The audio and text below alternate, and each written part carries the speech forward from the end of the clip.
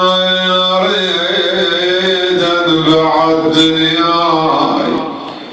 وانا اللي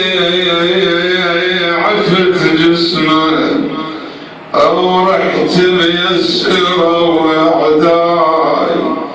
خليت ورد جسمه بيد القبر نزلا أنا شلون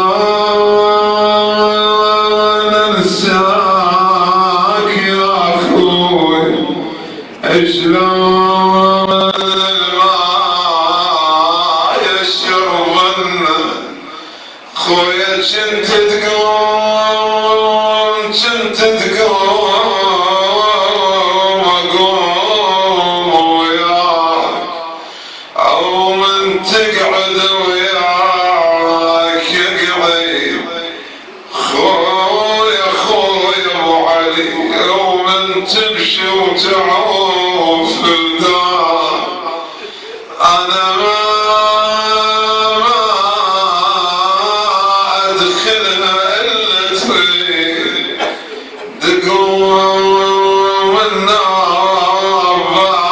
باصرني او شوف ايش عمل بي البيت